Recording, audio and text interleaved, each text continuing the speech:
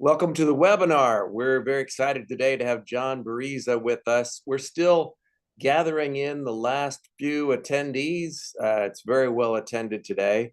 We'll get started at the top of the hour. And actually, it's the top of the hour. So let's get going. We have today with us John Bariza. He's the Great Lakes Regional Sales Manager for Haviland Pool and Spa and a great friend of mine. And an expert in water chemistry. And he's going to tell us about using borates to add balance and to better your pool chemistry. So without further ado, John, great to have you. Scott, it is a pleasure to be here with you. We go back quite a few years, and as always, it's great just catching up. Welcome everyone to the presentation. My name is John Bariza. I am the Great Lakes Regional Sales Manager here at Haviland. Been with Haviland for 21 years in a number of roles, and education is my favorite part of the job, and it is a job that never ends, especially in the chemical world. People constantly need refreshing, and there are new people entering the business all the time. So we're going to talk about borates today. We're going to talk about adding balance to water balance. And the main focus of today will be water balance. For many of you, this will be a refresher. And for some of you, this will be brand new. So either way, feel free to ask questions along the way. There is a Q&A panel at the bottom of your screen. Load up those questions. We'll try to get to some of those during the presentation. Scott's going to break in, and if he's got a good one, he'll interrupt me, and otherwise we'll try to get to him at the end. And if your question isn't answered live, it'll get back to me at some point quickly after this presentation, and I'll answer them. Here we go, guys. We're going to be here for about an hour, so hope you enjoy. So today we're going to talk about intro to water balance. Again, a refresher for most of you folks, hopefully. And then how does water balance affect sanitizing? And then questions and closing thoughts about that. And we'll talk about how borate affects all of these items. When we talk about water balance, we're really talking about these 5 elements. We're talking about pH, alkalinity, calcium hardness, a little bit about total dissolved solids, and a little bit about temperature. And the reason the last 2 are really included is because when we add up all of those together, we get this thing that we measure it by an LSI. And LSI is called the Langolier Saturation Index. And that really takes all of those elements, pH, alkalinity, calcium, total dissolved solids, and temperature, and puts them into this family that really talks about how aggressive or how scaling your water is. So I bring it up here. We're not going to talk a lot about LSI. LSI is affected or can be manipulated by borates. But I do want to bring up, if you're in other classes, you'll hear a lot about LSI, especially with plaster pools. And here's the other thing you should know about those 5 elements is that when you test for those elements, when you measure them or where they are in the body of water right now, it is a snapshot. Go ahead and freeze. Take a snapshot of what you're seeing on the screen right now, and you see a standstill piece of data. But all of those elements are constantly moving in one way or another. So they're always affected by each other and constantly moving. So what borates do, and we'll learn this later on, is that borates take this complex world and simply slow them down. They simply buffer them in a way that makes them easier to control. But just be aware that the chemistry that we are talking about isn't a standstill thing. It's constantly moving one way or the other. The other important piece of information you need to know is that there are people in your water. And all of these chemicals that we're trying to control have to be controlled in a way that doesn't negatively affect the people in the water. So we need to think about that when we do things to our water. So we would love to manipulate water in a way that best works for our sanitizer or best works for a specific piece of equipment. But this is the most important thing in the water. This AI generated family here is what we need to protect. And that's what we're trying to do. So We talk about pH first because pH literally is, in most chemical folks' minds, the number one item in your pool. If you control pH, you can control your pool chemistry. So what is pH? It's a measure of the acidic or basic nature, basic state of a liquid. It's how acidic, how basic it is. It also isn't anything, but it's the measure of everything in your water. It's essentially like saying how much hot is in your temperature. It's not a quantity. You can't say my pH is something and I wanted to get to something else, and the calculation is that simple. There's a lot that takes into it. You're measuring the property of something. It's actually measuring the hydrogen ion activity. So it's not a concentration of something. There's not a volume of it. It's what the things in the water, the pH, the state of those things are. So just be aware of that. The other thing you need to be aware of is that pH is measured logarithmically. I like to say that's the longest word. I learned that from my boss. He always made that joke. It's the longest word that he knows, and it's the longest word in the presentation. What it means is this: when a pH changes from 7 to 6, there's a 10 times change. pH of 6 is 10 times more acidic than 7. If we drop from 6 to 5, that 5 is 100 times more acidic than a pH of 7. Not 20 times, not a factor. It's not a stepping stone. It's a pretty dramatic change. We call that logarithmic. It's dramatic. It also means that small variations in pH have a dramatic impact on other things in your water. So that's why we need to control that pH very tightly. If you're a marksman or a shooter, aim small, shoot small, I believe is the expression. I just looked up the quote and I think I botched it, but I hope it's right. There you go. We need to think about not getting it close. We need to think about getting it exact. So pH, extraordinarily important. And the more accurately that you can test for pH, pH strips are great. We love the pH strip manufacturers. We're great friends with those folks. If you can get more accurate even than a pH strip, then the better you can do to control your water. So when we talk about pH, it's on a scale of 0 to 14. 7 is neutral, and to the left, the lower the number, the more acidic. Human tears are 6.5 to 7.6. That's why we want pH to be in that range. If you're swimming in a pool of human tears, you've done pretty well for yourself. That's impressive. But this is what we're talking about with pH. Acidic on the left, and basic on the right. Here's an example just to give you some real world ideas of what that means. You notice in the very middle between 6 and 7, you have water and blood and things like that. What I really do want you to pay attention to is if 7 is neutral, if we drop down to 2, we're in that lemon and vinegar range. Now imagine lemon and vinegar in an open cut on your body. You have all experienced this. You know the reaction. You know that sensitivity and burning. So when we go 5 down the scale, we get that very sharp bite of an acid. Now go 5 up from the middle and you're up to 12, and we're in that kind of soap range. You add soap to a cut and we're nowhere near that type of burning condition. But the extremes of both of these are very, very dangerous for folks in terms of their interaction with your skin, your eyes, and everything like that. So here's a real world example of things you interact with that have those pHs. Now, in a pool world, here's an example of the chemistries that you interact with. These are consumer products, and I want you to pay attention to something here very important. Notice pH down, the spa pure pH down right there at a pH of about 4 to 5.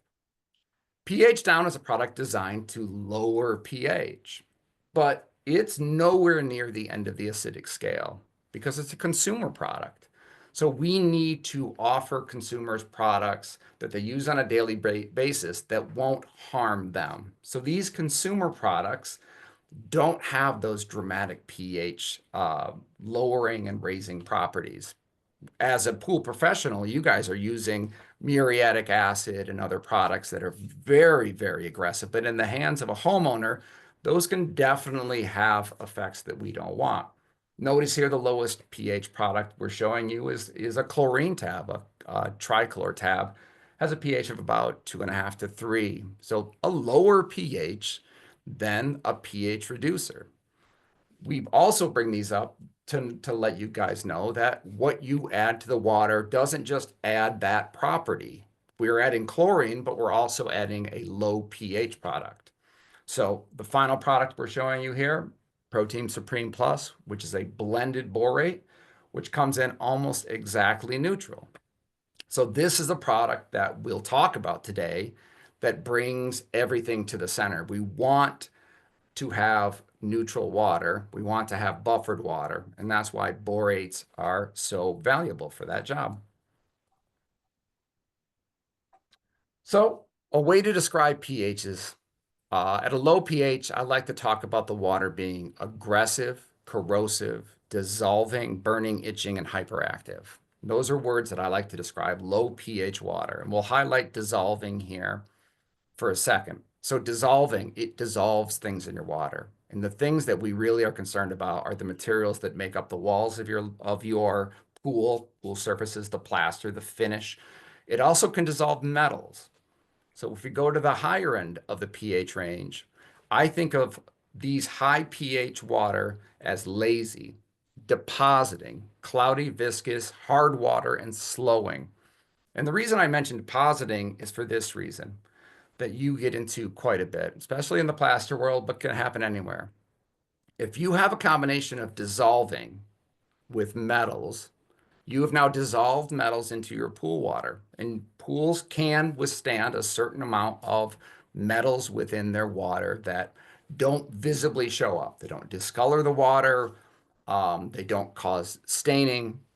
But the second we reach that higher pH range, if we've dissolved metals into the water and now we're at a higher pH range, suddenly we're taking those metals and we're depositing them. And in this scenario that you're seeing right here, we have copper in the water that was dissolved from a piece of equipment, probably a heater most likely. And you have those copper ions in the water, and then you reach a high pH point. And now you've deposited, you've physically plated those onto the surface. And now you have a cosmetic stain that most pool owners will not like. And we've all run across pool owners that have told us, we will not swim in this pool until you solve this problem. So these are the scenarios where we want to stay in the middle of that pH range and avoid a scenario like this. Taking a break. Sorry. So what are the effects of improper pH? This is where we talk about a little bit of troubleshooting. This is where most folks get involved with pool chemistry is, I have a pool problem, and they flip to the back of the pool owner's manual that has troubleshooting guide, and what do I need to do to fix this? The presentation today is really a cover-to-cover explanation of water balance and borates. But this is really where most folks start to get involved and start to want to learn more. So these are some, but not all of the effects of improper pH. So with a high pH, you get cloudy water, you can get scaling. These are things that are pulling things out of the water and making them visible now. So you're getting cloudy water, you're getting scaling. That scaling can clog or block equipment. You get staining, which is essentially the same as scale, but now with a different metal. You get a high LSI, a way to describe that scaling process. And you also get slow disinfection. And on the low pH side, you're getting skin and eye irritation. That's probably the first thing you'll notice for swimmers. If you get even a little bit on the low side of pH, swimmers will notice that. You'll get damage to equipment. You will start to dissolve metals. You will also start the staining process because you're doing the dissolving portion. Again, low LSI explains kind of that family of scaling and dissolving. And then you'll get hyper disinfection. We'll talk about that here in a little bit when we get to sanitation, but low pH dramatically speeds up sanitation or how well sanitizers work. I do like to talk about low pH is doing damage. It is doing physical damage to equipment, to people, to liners, to pools. and that high pH is doing cosmetic issues with your pool. If you get a high enough pH for a sustained amount of time, some of the things that you're seeing there, scaling, can eventually start to break down equipment, but it's the dramatically low pH that we see people have problems that require replacement of equipment and liners and pool surfaces. So we definitely need to be concerned about both of those. So let's talk about the ideal pH.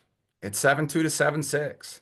We're talking about a zero point 0.4 difference in pH. That is how tight we would like that to be. This is very, very important to be within that range. So if your pH is outside of that range, you are going to dramatically affect the quality of your pool water. The next thing we talk about here is total alkalinity. And alkalinity is stuff. I think I mentioned that on my next little slide here. It is stuff. It is things you add to the water that neutralize or buffer pH. We want to keep pH in that tight range. And unfortunately, your pool has environmental factors that affect that. uh, things that are brought from nature, rain, things that are airborne, constantly are affecting how your pH stays within that range. Your water is constantly changing due to the interaction with the air, the interaction with swimmers, the interaction to leaves and animals in your water. So your pH is constantly wanting to move, and your alkalinity helps control that change. Here's a couple of ways we like to talk about what total alkalinity kind of acts as. It's a little bit hard to explain total alkalinity and how it's different than pH. So total alkalinity is a lot like your shock absorber on your tire. If you didn't have a shock absorber on your tire, you're tired, you've seen a car driving on the highway and the tire is bouncing wildly because the shock absorber has failed. This helps control that and gives you that smooth Cadillac ride.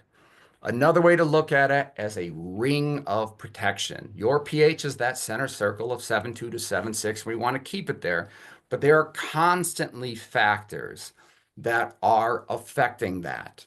That center circle is Scott Webb trying to maintain a happy life in his living room. And then the world keeps trying to come in and interfere with that happiness. And that's what alkalinity does. The more you can control that, the better. We don't want to go overboard with that ring of protection because that will stifle his growth. But that is what alkalinity is doing. Another way to look at it, it's football season. So if you're a football fan, that offensive lineman, it has one job.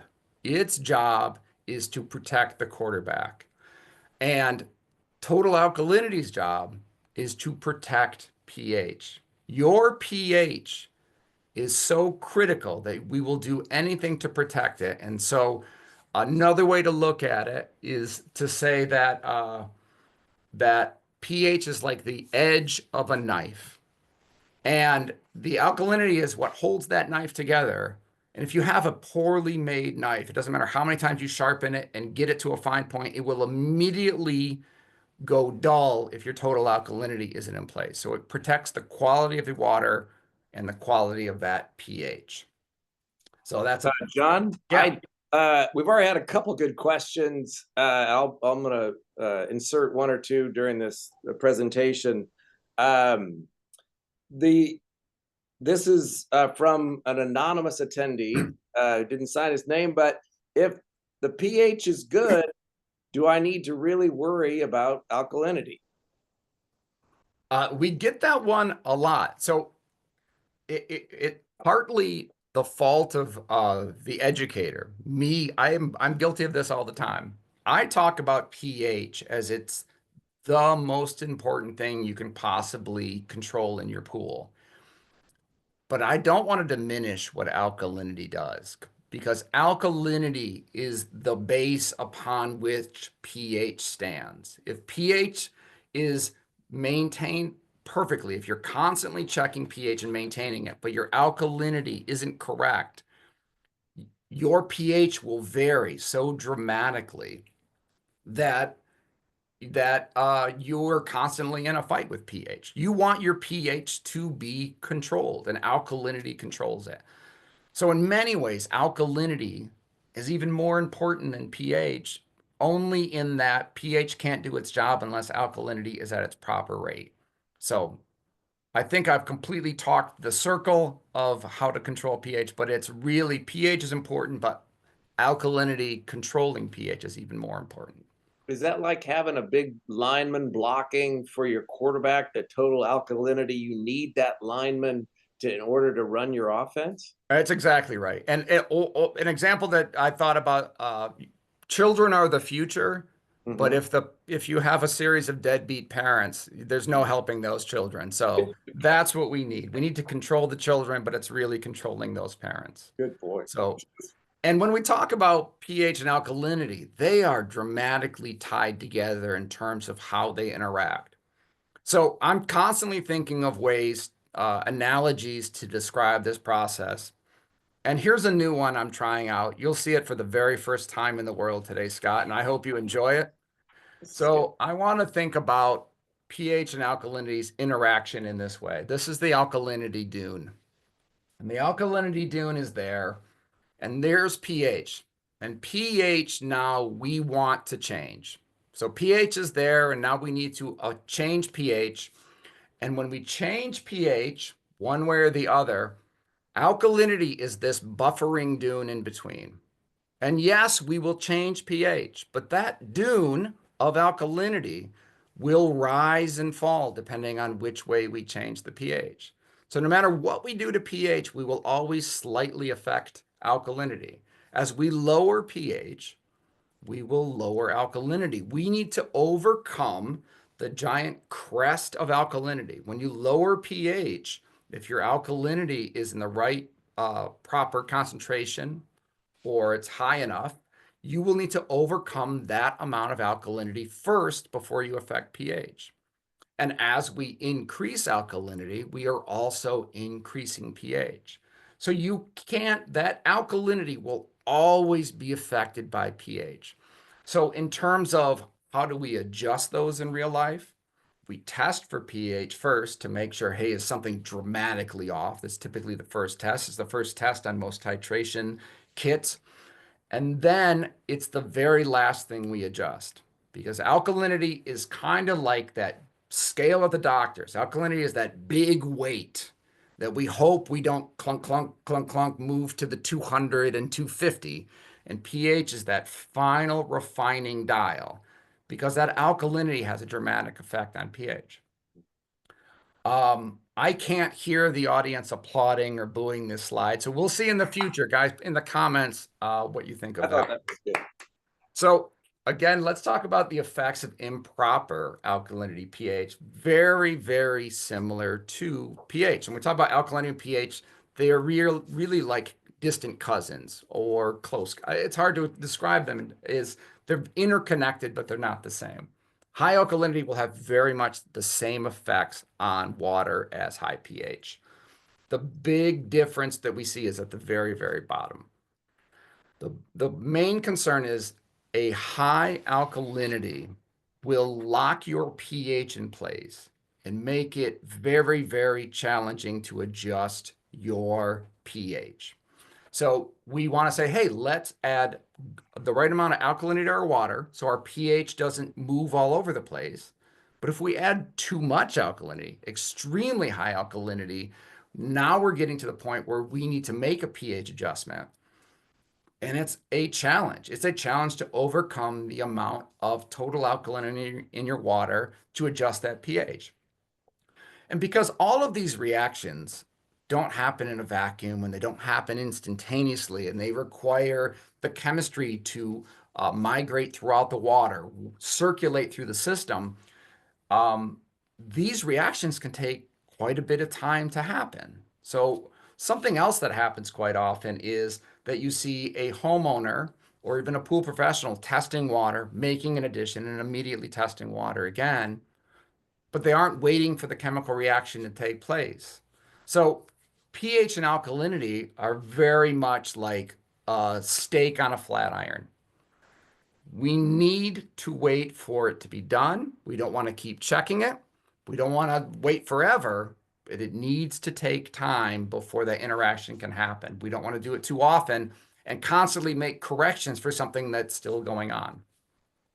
And the other part, the low alkalinity here, if your alkalinity is too low, your pH will constantly be affected by other forces of nature that make it very, very difficult to control. So we want to have it in that correct range.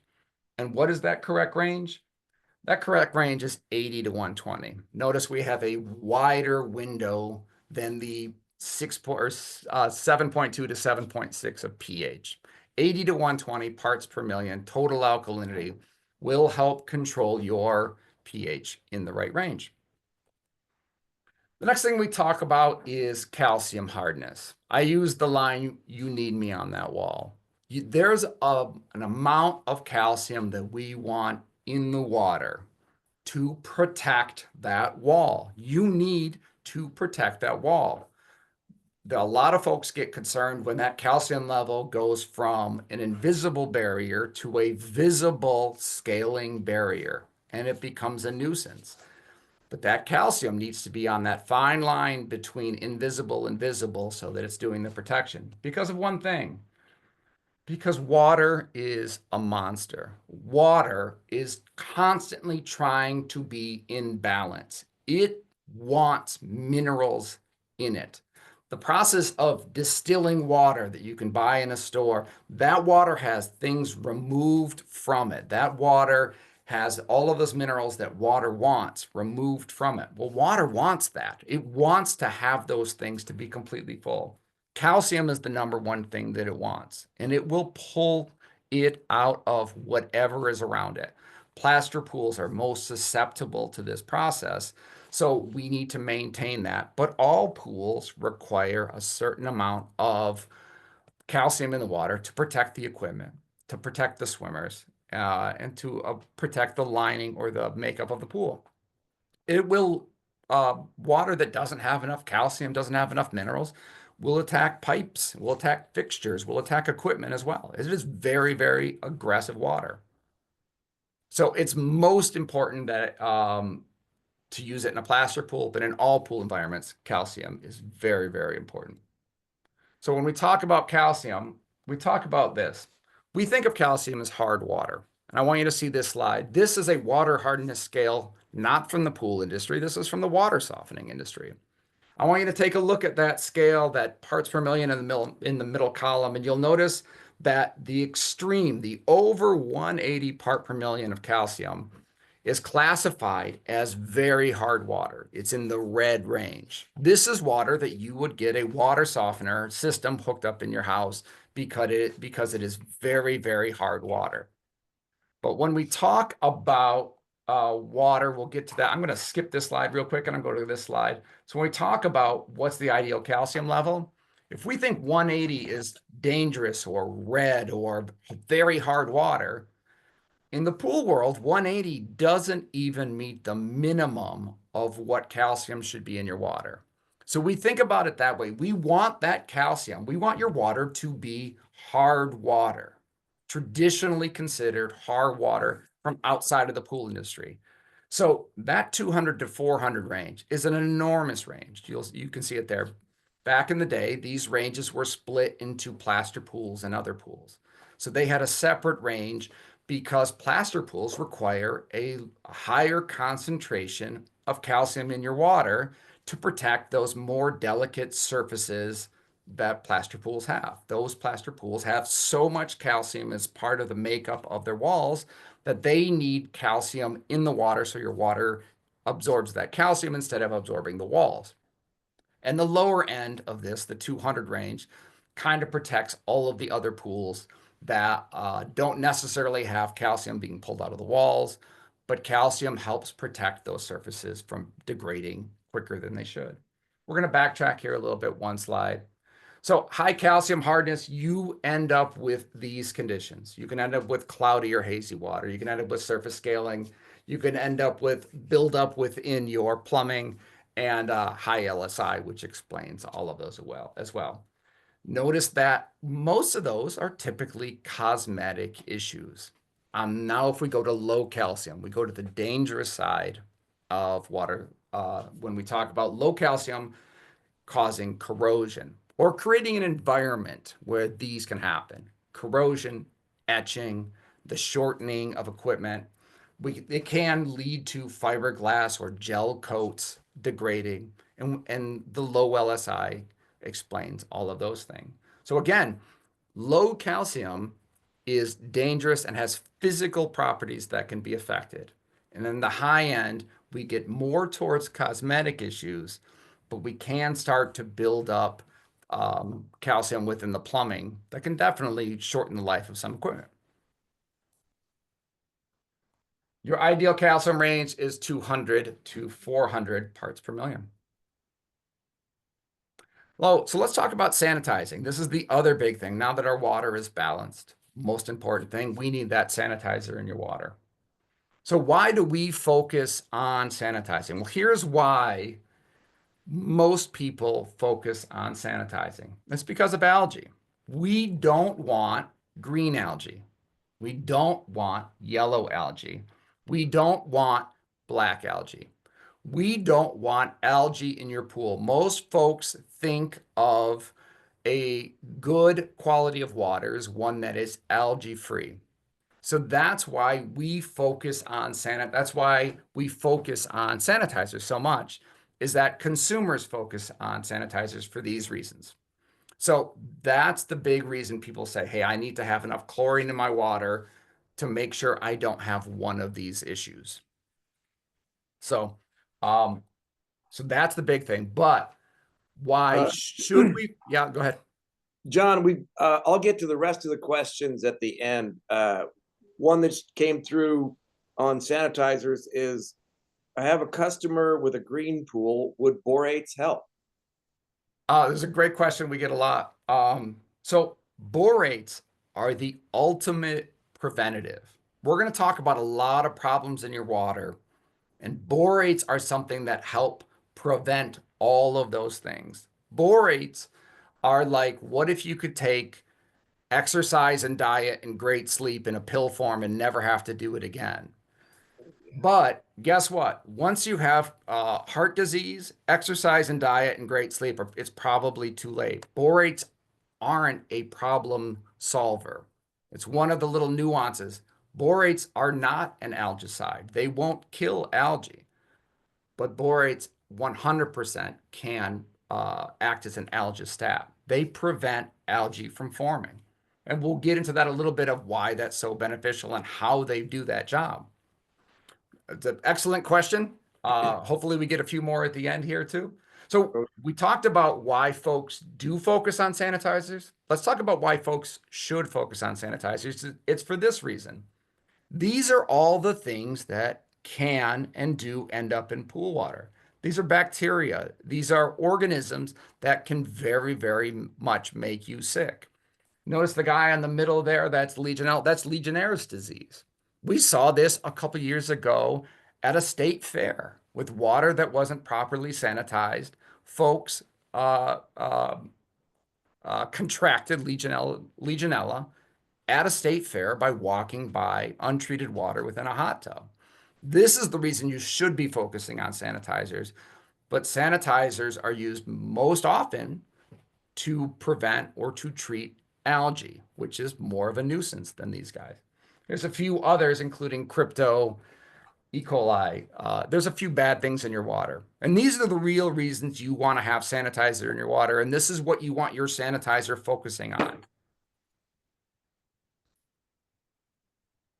Here's another thing that we need our sanitizers to focus on. This is a peanut. This is an interesting piece of information that I like to share is the CDC says the average swimmer has half a peanut-sized amount of feces on them at all times. Now, folks out there, I hope you are not above average, but that is a big number. So think about that when we have sanitizer in your water. That's what the sanitizer is there to do. It is to interact with those things. We want sanitizer focusing on that. If there are other things in your water that sanitizers are going after, instead of these things, instead of these diseases, instead of these bacteria, instead of this peanut, then your sanitizer isn't doing the best job that it possibly can. And we'll talk about how borates help that here in a little bit. And here's the other thing. This family of models needs to be protected. And that's why we want all of this in the proper ranges. So everything we talked about so far, well, if we have these things in your water, if we have these bacteria, if we have these peanuts, let's crank everything up to 11 and make sure we're doing the best to keep this water pure. Well, we can't crank it up to 11 because the people need to swim in that water. We can't have our chlorine at an outrageous level because we need swimmers to be in that water. So no matter what it is, think about how does that impact the swimmers in the water. So when we talk about chlorine, we talked about this for a second. Here's your pH range along the bottom. Your pH range is on the left 6, and on the extreme right, it is 10. That line you see there is the line at which chlorine is effective. This is chlorine effectiveness on a chart. And you notice at a pH of 6 on your extreme left, upper left, it is 100% effective at a pH of 6. And as the pH gets higher, the chlorine becomes less effective, slowly but surely, to the point where your chlorine at 7.2 is only 68% effective. And when your pH gets to 7.6, we've dropped down to about 45% effectiveness. So you would say, hey, I've bought all this chlorine. I want it to be its most effective. Well, then let's bring your pH down to get the best bang for your buck. The unfortunate thing is that you have swimmers in the water, and those swimmers can't comfortably swim at that high or that low of a pH, and they can't swim at a very high concentration of chlorine. So we maintain this range that you see, that blue bar is the range that we maintain our pools, so that chlorine is about 60% to 50% effective. It's kind of the best of both worlds. We still get effective chlorine, but we don't overdose and we keep it comfortable for swimmers. So it does not take much. Once you get down to a pH of 8, you can see how little effectiveness you have with chlorine. So a small pH change is dramatic. And the most dramatic effect pH has, not only with the comfort of the water, it's with the effectiveness of chlorine. That's the most important reason why pH is kept in that range. So the effects of improper sanitization, high sanitizer levels, you get itching, you get unwanted pH, typically on the low side. Different sanitizers have different pH levels. You can bleach pool surfaces. Bleach is sodium hypochlorite. It is liquid chlorine. So you're bleaching. You can bleach your pool surfaces, and it's unsafe for swimmers. And then low sanitizer, you have an inability to disinfect bacteria. That's number one. We want to kill the bad things. We also want to control algae. We don't want to have cloudy or hazy water or smelly water. Typically, those are the first signs that algae is starting to grow in your water. If you see hazy water, that can be caused by a million different things, but one of the big ones is that algae is starting to bloom within your water, and those tiny algae spores are now clouding your water. And quite frankly, it is an unsafe thing for swimmers to be in, is unsanitized water. Let's quickly talk about what chlorine is. Chlorine is, once it enters your water, is hypochlorous acid, and that's free available chlorine. We measure that and we control it at a 1 to 3 part per million. That's a residual of chlorine that we always want in your water. We always want to have 1 to 3 parts per million. To make sure that if something enters the water, it is killed by that residual of chlorine, and it's not too high that swimmers are uncomfortable in that level. So this is the number set by the organizations to make sure that there's the right amount in your water.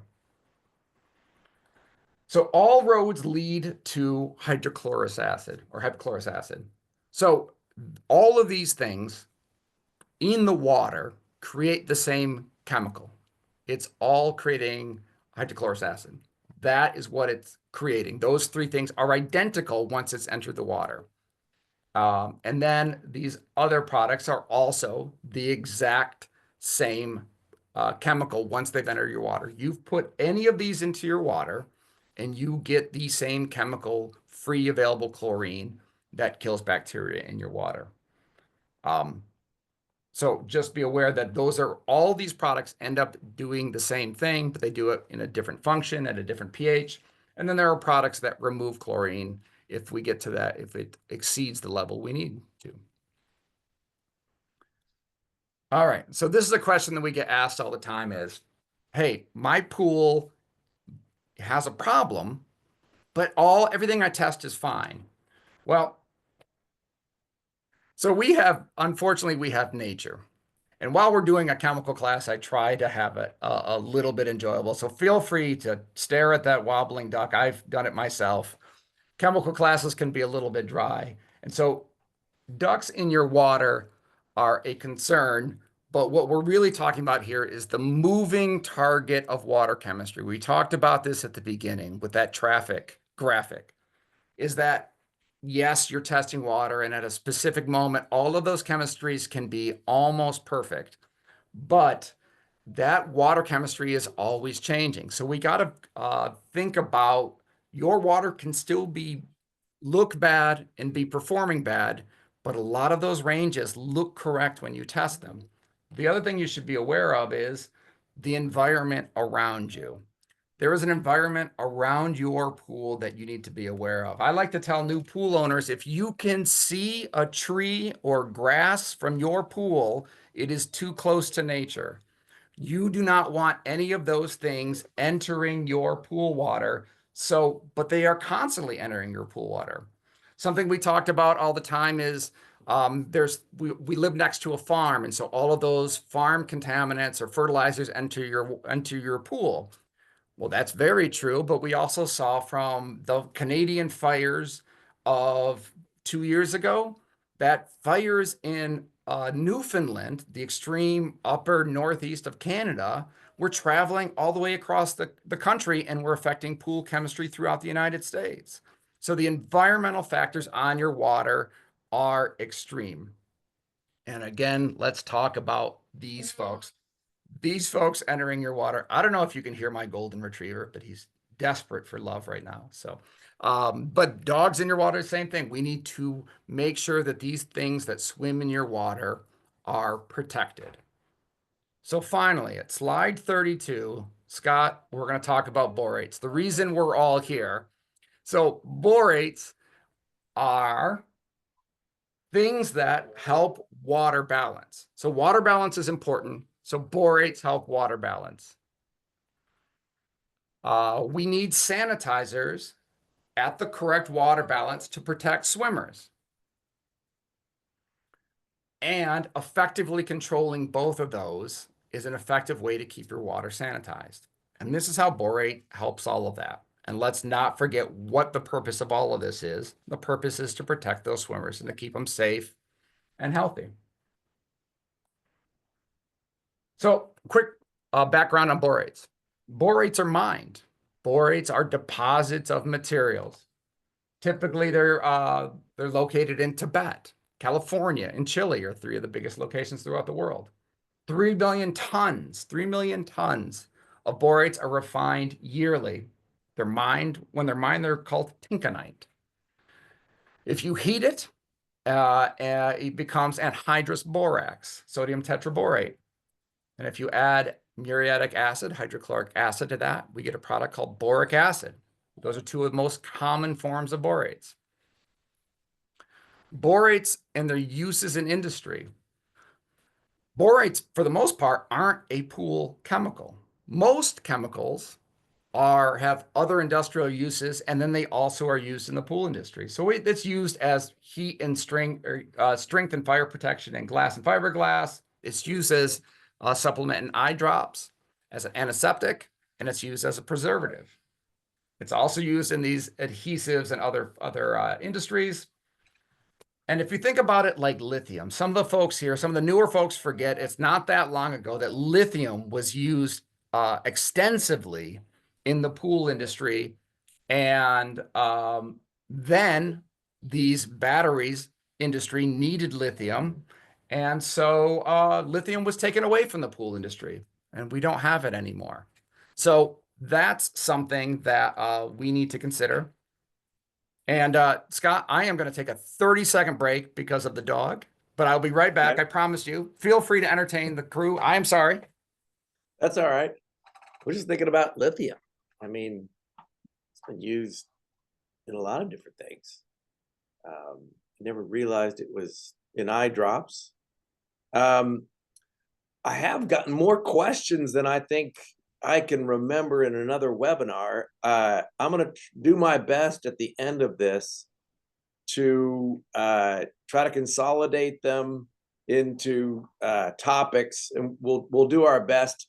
If you put a name to your question, we'll email you an answer. Okay, John. Perfect. Perfect. I do have a dog for sale. We'll talk about that at the end. So let's talk about borates and water balance.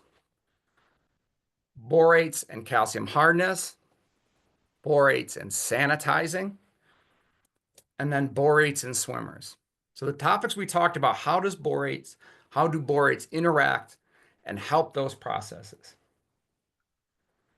So borates help keep water in balance. We talked about alkalinity. You remember the offensive linemen and the job they do? Well, what if you had another line of offensive linemen, another layer of protection? Borates do an incredible job of holding pH in place. They work with alkalinity to keep pH in place. And if you have something else that helps keep pH in place, but doesn't necessarily have the same interaction with pH, where it's changing, where you need to overcome it, borates work tremendously at holding water balance. It acts as a buffer. It accepts low pH and high pH chemistries, and it keeps water at an equilibrium. Borates are an amazing water balance, pH balance product. So that's why we love borates as a water balance buffer. That's the number one reason chemically that we like it. Swimmers, people who use the product, may not notice it on a day-to-day basis, but it does an exceptional job behind the scenes to really keep your water where you need it to be. When we talk about borates and calcium, borates complexes with calcium. Borate is a welcoming friend of calcium. So if you have high calcium in your water, borate bonds, accepts, complexes with calcium to keep calcium at bay, to prevent calcium from being a significant issue. So it'll prevent the hazing of your water. It'll prevent the scaling of your water. Borates do an amazing job of holding calcium and preventing excess calcium from doing things that you don't want it to do. So it's often used in the plaster industry as a startup product. So a lot of folks will use borates within a fresh plaster pool build to help that process along, to use it in addition to excess calcium to prevent damage to your pool surfaces. And it has well-known water softening properties. We know that derivatives of borates are used in the laundry industry to soften the water, to make water feel softer. So it has a lot of properties that we like to see in water. No one will ever complain my water is too soft in a pool environment.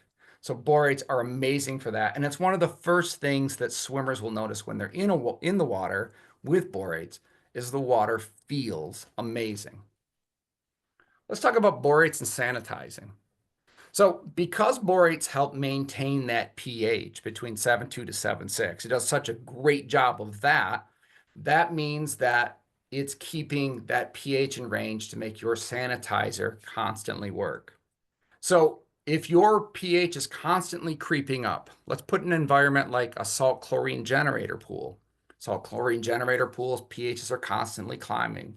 Spas, the same thing. They're constantly climbing in pH. If you have borates in that environment, that pH creep will be slowed by the borates themselves. So an excellent product for both salt chlorine generator pools and for spas. Maybe the ideal application is those two for borates for sure. Also, borates are an algistat. So if we are preventing algae growth, that means that chlorine isn't being tied up with all of these organic contaminants in your water. If algae isn't taking hold, then chlorine isn't working on algae and it's there as a residual to work on other things. It's there to attack bacteria or things that are very, very nasty.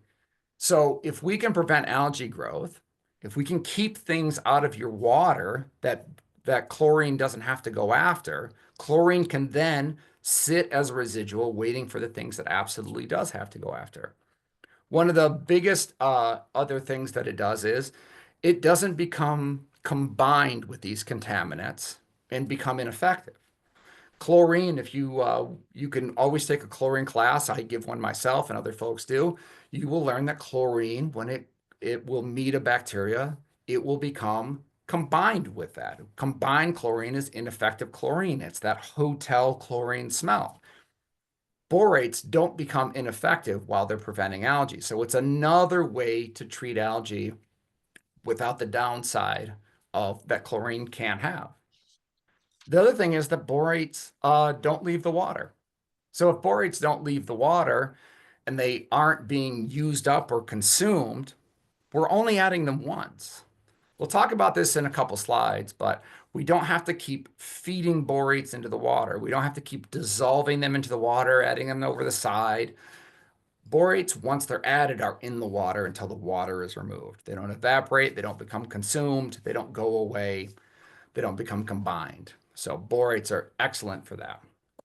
Let's talk about borates and that family of model swimmers that are in our pool. Borates soften the water. I talked about this earlier. That's the first thing you'll notice is, boy, this water feels great. In a hot tub environment, you aren't getting out of the water with dry, itchy skin. You're getting out with a smooth, silky feel. So borates are amazing for that. They're also a babysitter. What does that mean? That means that since borates are in your water and they don't leave, they're always there protecting algae growth and they're always there making sure your water looks good. We've seen a couple of anecdotal stories of folks down in hurricane territory. They lost power, they couldn't filter, they aren't adding a sanitizer, but they have borates. They're the blue pool 2 weeks later, where everyone around them is a green pool. So you're adding it to your water, and if you forget to feed your chlorine feeder or you forget to add chlorine over the side, borates are there preventing algae growth. So they're doing work for you.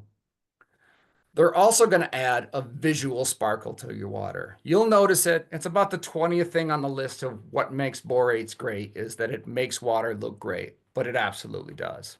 So borates are amazing for that. Not on this list as well in terms of softening water, skin and eye irritation.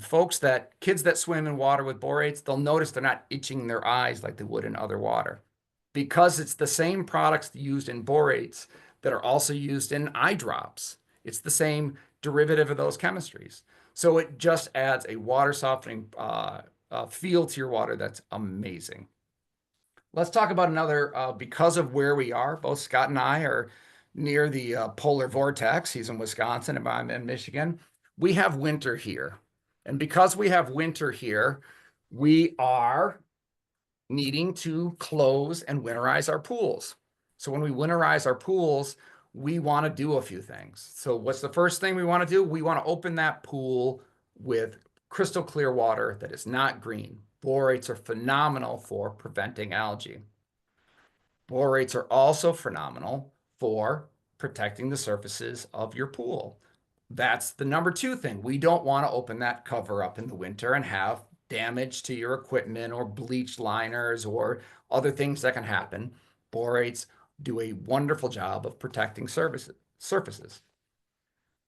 The other thing we don't want to open that pool and have water that's been sitting. It hasn't been moving. It's stagnant water. Stagnant water is bad water. We talk about this all the time. circulation of water. We want both circulation for filtration, but we also want circulation so you get rid of dead spots and stagnation.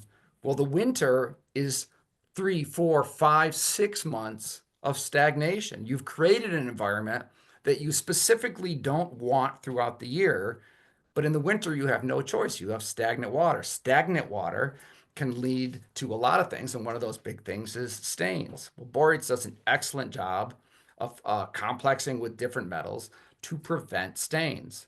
So it hits some of the three biggest reasons or biggest problems that you see with winterized pools. We also don't want to do any additional harm to your pool over the winter. I know a lot of folks that my friends will add an exorbitant amount of chemistry to their water to prevent opening it green in the spring. That huge amount of chemistry has the potential, and it is damaging their equipment and liner during the winter because they don't want their pool water green. They've added so much chemistry that they're shortening the life of their liners. We're in kind of liner country here in Michigan.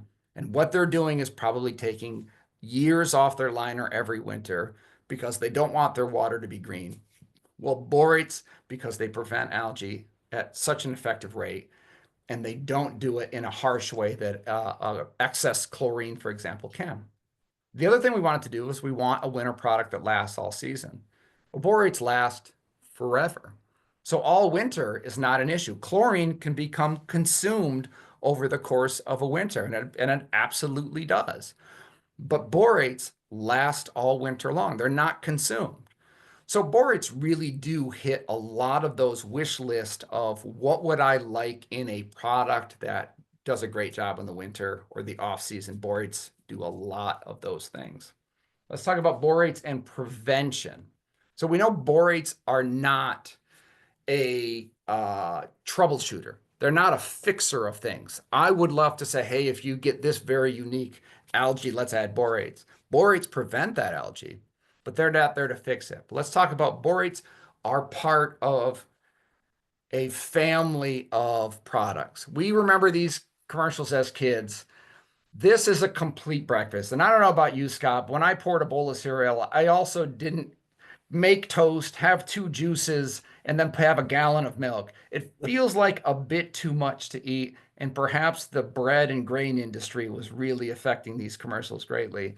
But borates add to that family of products of prevention. So they can prevent these airborne contaminants.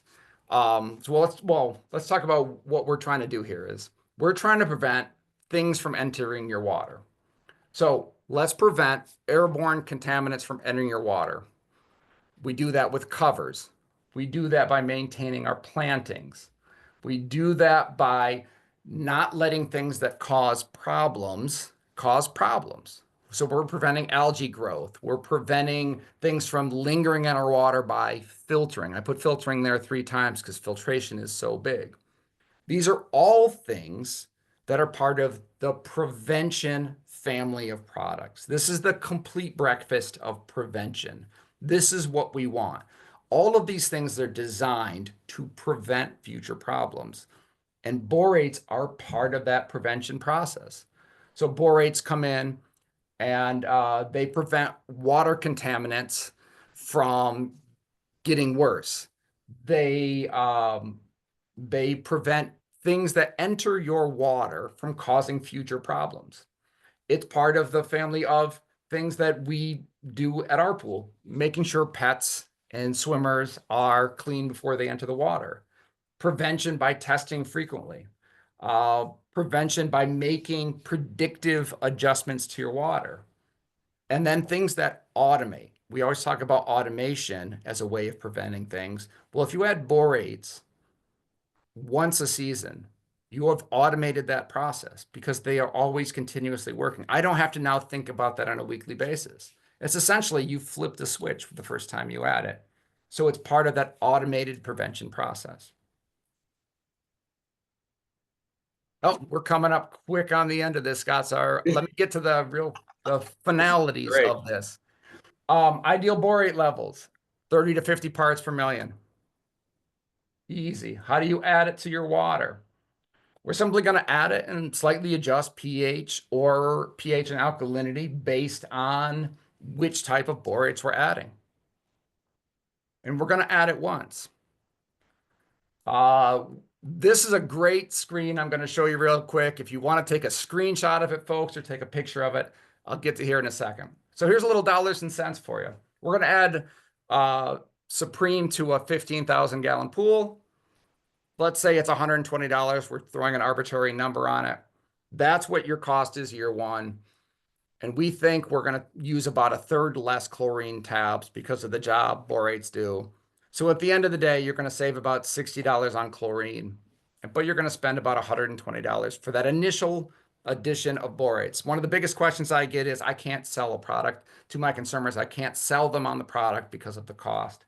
So there's one way to look at it. Here's another way to look at it. I've added that initial dose to year one. It does not leave the water. We talked about that earlier. So it's always there in your water. So it's only lost when water is physically removed. The number one way to remove water from your pool is typically backwashing your water. So I have a 15,000 gallon pool. We're going to do a little math here. And again, you want a screenshot or take a cell phone picture of this at the end, absolutely do so. And I can also send this to you. That 15,000 gallons is 50 inches deep. Every inch of water is then 300 gallons of water. So every inch of water is also 1 part per million of your borates that you're removing. If you remove 1 inch of water, you're lowering your concentration by 1 part per million. You backwash twice a month, you're removing 1 inch of water or 1 part per million. So over the course of a 5-month season, you have only lowered your concentration by 10 parts per million, by 1/5. That's how much you've lost. That's how much has been dragged out and sent away. So next season, you will need to add 1/5 of the initial dose. 1/5 of a $120 dose is $24. All of the benefits that you added that year two, you're adding for that amount. Year two, you're adding $24. Year three, year four, year five. This is the sales pitch, sales strategy of this presentation is once you've added the initial dose, the next doses are so small, incrementally small, that it pays for itself very, very quickly. And these products are sold under a number of trade names, and here's the names that we sell them throughout Haviland, both ProTeam, Haviland, and then the spa version of it. And guys, feel free to reach out to me. My email is at the bottom, johnb@havilandusa.com. You can also reach out through the webinar. Scott will be able to forward these questions to me. We have Haviland folks throughout the country doing these presentations. This is just a little snippet of borates, and I hope you guys are willing to try borates and have a further conversation about borates. And a quick shout out, if you're taking this class, I know you are interested in water chemistry, and that's amazing. And if there are things that you liked about it, feel free to let me know. If there's things you didn't like, let me know. And also, there are things that you just simply can't grasp the first time. I've taken chemical classes over and over, and the 10th time I've taken them, boy, the way that teacher explained it to me was amazing. So just a quick shout out, if you're ever in the area and you see folks like Terry Arco, Alicia Stevens, or Laura Broom out there teaching classes, sign up for them. There are ways that they teach that are different than other folks. There's ways that I explained that maybe you liked this part of it, and maybe next time you'll catch it and learn it a little better. So hopefully you keep going out there and learning more about water chemistry. And Scott, I think it's all yours. John, that was great. I love your metaphors and just the way you teach it. I really got a lot out of that. We had so many questions. We're going to, especially if you put your name with your question, we'll email you individually because there's no way we can get to all of those. We just have time for one. I consolidated a bunch of different questions that were about temperature as it relates to using borates. This one was from Steve Newton. I have a question regarding cold water application of borates. For example, how does water temperature of 48 degrees affect the application of borates being added? Will it dissolve and become effective instantly? Does it affect the process when water is below 50 degrees? That's an excellent question. I think a great way to talk about borates in cold water is to talk about granular products dissolving in cold water.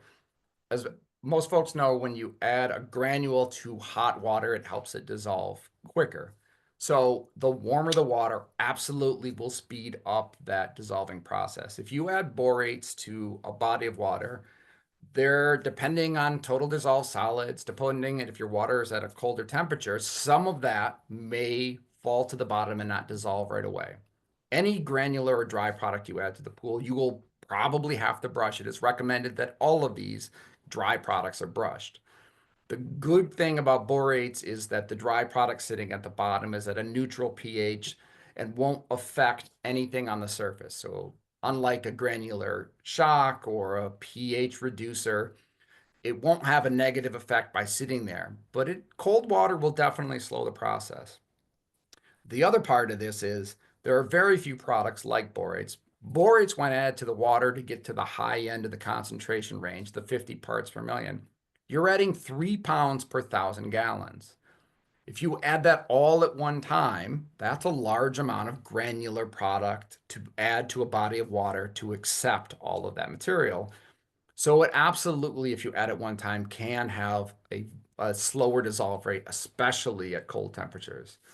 And because borates isn't there to troubleshoot, you're not adding borates in an emergency situation. I always tell folks, take your time with borates. If you need to add 50 pounds of borates to your pool as a startup, split that into 2 doses, split that into 3 doses, split that into 4 doses. There's no rush. You will get all the benefits at the high end of the concentration, but we're not in a rush to put it in there, risking that material sitting at the bottom and not dissolving, or even worse, being sucked into your filtration system and then sitting on the top of your sand or being caught in your filter and not fully dissolving before that's rinsed away or backwashed. So take your time with borates. Cold temperatures definitely will slow the dissolve rate, but add it in doses, brush it in, and if you have a little residual, I wouldn't be too concerned, but make sure it's brushed. Sweet. I think that's all we're going to have time for today. John, I wanted to thank you. It was very, very interesting. And I want to thank all the people who showed up. This was very well attended, and I think we all learned a lot. And that's it. This webinar is in the books. Thank you for coming, and we can all get back to work. Okay, thanks, Scott. Thank you, Aqua Team. We'll see you next time.